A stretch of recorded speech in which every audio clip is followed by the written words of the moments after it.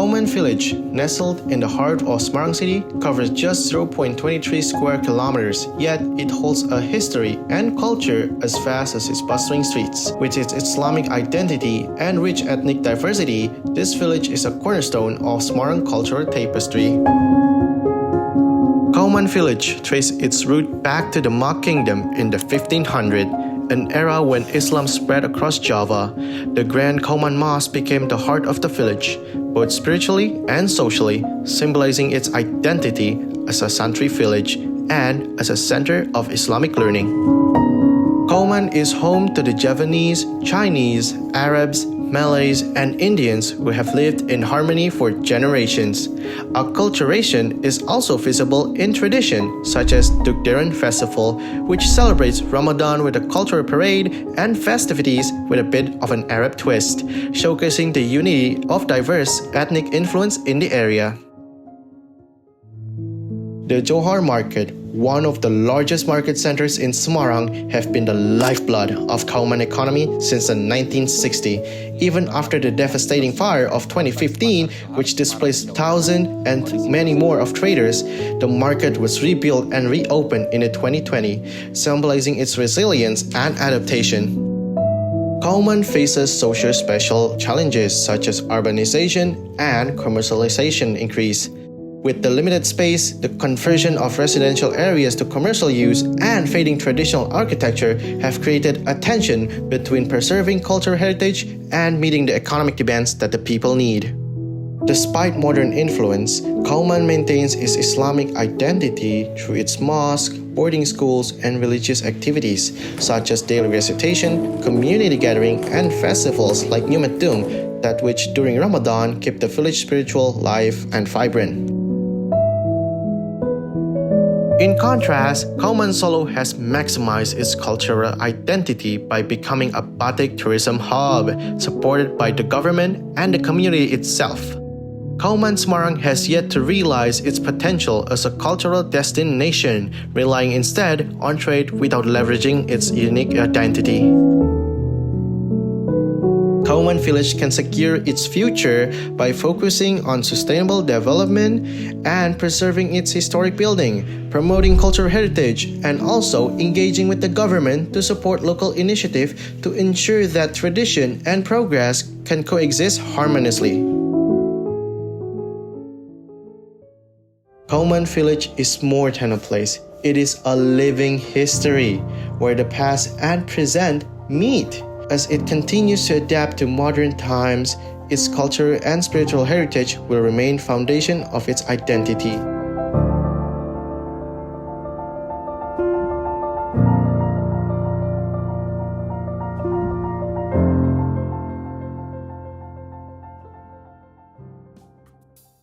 Hello everyone. Today we would like to give a presentation about Kauman Village analysis in social-spatial aspect. This is our members group, and we would like to start with study area. So, our study area is in Kauman Village located in central Semarang, and the majority of the people of Kauman Village are Muslim. Because of that, there were built Grand Mosque Kauman Semarang. So, as you can see in the map, this is the study area of our Kauman. Next, this is our study area also. We have Alley, Mosque, Street Vendor Morning, and Street Vendor the Night, and Johar Market. This is our unique heritage in Kauman Village. Our next is literature review. Kauman Village is not only inhabited by indigenous people, but also by various ethnicities such as Arabs, Chinese, Malays, and Indians. Even so, the Kauman community is able to live in harmony and coexist between ethnicities and different beliefs. This is because two main factors. The first one is the family principle that they will adhere to. The second one is the development of increasingly sophisticated technology. This actually makes the Kauman community still maintain and preserve its cultural heritage. However, until now, Kauman Village is still thick with Islamic culture and customs, and still famous as a santri village. Kauman Village still try to maintain its cultural identity too. So, this is the real relation Kauman with other region. So many people from outside Kauman interact and mobilize in Kauman Village. Alun-alun and Pasar Johar are the centers of economic interaction. And there are Johar markets that operating hours are 8 until 9 at night, but it's most crowded in the morning. And also the densest interaction occurs on Friday, Saturday, and Sunday. Let's move on to relations with other ethnicities. We have 4 relationships. First is marriage relation, which is most of the marriage from Indians and Arabs. And also we have Islamic boarding school. It makes strong Islamic atmosphere at Kauman village. And next we have Dukduran celebration, which have Warak Ngendok. This is the animals such as dragon heads, camels' bodies, and goat legs. And this is the combined from Japanese, Arabic, and Chinese ethnics. Next, we have the forum, and the forum this is make good relationship between Muslim community and Chinese. This is the Islam culture in Kauman village. The first one is Nyumedung. This is to revive memories of the tradition of breaking the fast by igniting the mercon. Second one is Dukderan. Dukderan is a tradition to prepare the community for the holy month of Ramadan. And there are pengajian or recitation. This is the activities following the pillars of Islam, are centered at the Great Mosque of Semarang. And this is the annual event organized by Takmir of the Great Mosque of Semarang. And also, the target audience is the general public of all ages. Both men and women are welcome to attend. Okay, so this is the spatial problem. First is the limited access, where the community must strike a balance between maintaining cultural values and adapting to changing economic demands. Next is land use change.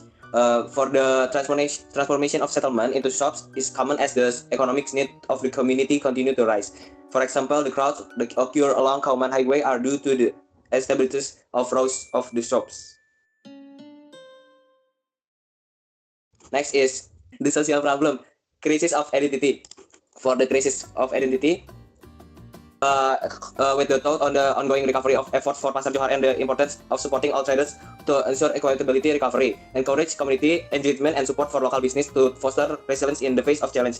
Next is the economic oriented. For the economic oriented, the main impact of urbanization on Kauman village, social, economics, and cultural structure suggests potential strategies for managing urbanization efficiently, such as improving infrastructure, enhancing public service, and fostering community engagement. And the last one is the feeding of local social cultural tradition, in the emphasize the need for a balanced approach that respect modern development while safeguarding Kauman's unique heritage, encourage community involvement and government support in furthering effort.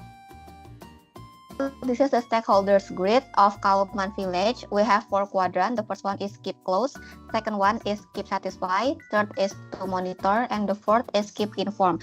We make this based on the interest and the influence.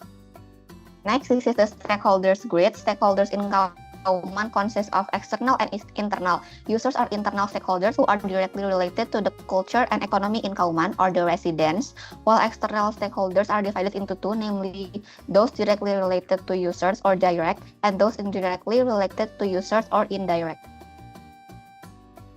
Next is problem 3. We have 3 classification of the problem. There are social, economic, and spatial. And from our causes, we have main problem. And the main problem is declining of Kauman's traditional culture due to economic concerns has created an identity crisis for the community. And from main problem, we have the 6 consequences. They are from social, economic, and spatial consequences. Next is objectives and goals 3. We also have 3 classification from economic, social, and spatial. And we have a main goals. They are empowering local economics through cultural preservation. So this is the social chronology of Kauman. In 19th, there are Demak Kingdom who expanded its empire to the city of Semarang, and in 1741, Chinatown was built near Kauman village. And because of that, the Kauman village have a social problem because indigenous people, but also by various ethnicities,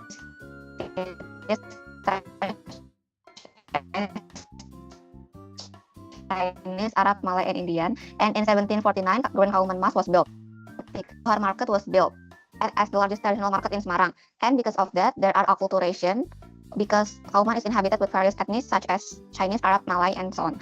And in 2015, Johar Market was fired because of electrical short circuit. And in 2022, the new Johar Market was built, inaugurated by the president at that time. And now Kauman people live in harmony with many ethnies because of urbanization. Therefore, the best practice based on our analysis is Common Village of Surakarta, where this area has been transformed by the city government into a batik tourism destination. This Kauman has been dominated by batik industry sector, where about 60% of the Kauman residents' livelihood are batik entrepreneurs, both traders and batik producers. From the social perspective, based on population data, the village has been inhabited by people of various ethnicities such as Javanese, Maduranis, Sundanese, Padang, Arab, and Chinese. As mentioned before, Kauman Solo is also one of the batik-centric tourism. Both in community and the government work together as a stakeholder to ensure tourism, respect the culture and the local people. Inter-ethnicities integration, as below it says, it's finding ways to live together peacefully and respectfully, even though they come from different backgrounds. Therefore, the lesson that we can learn is Kauman Solo utilized batik as a characteristic, becoming a business to boost the economy. Meanwhile, Kauman Semarang has not maximized the characteristic or local culture that can be used as a tourist destination and utilized for the economy of its people. In contrast to Kauman Semarang, who work as ordinary traders in Johar Market, most of the Kauman Solo work in the batik industry. Kauman Solo and Kauman Semarang both have influences from many other ethnicities. However, Kauman Solo is more able to establish more benefit to the economic. In contrast, Kauman Semarang only interacts with other ethnicities randomly without involving culture. Next, for the last slide is recommendation from our best practice in Surakarta, and also we have the existing in Kauman Semarang. We hope the government can full attention to maximize the characteristic and uniqueness of heritage building in Kauman, and also make management organization to continue to be preserved, and also maintaining the facade of the cultural heritage building, and building a commercial community. And the last is make Kauman's heritage building inspirable for this economic. And this is our reference. And the last, we say thank you so much for your attention. And we are say sorry if we have a mistake in our presentation. And see you. See you. See you.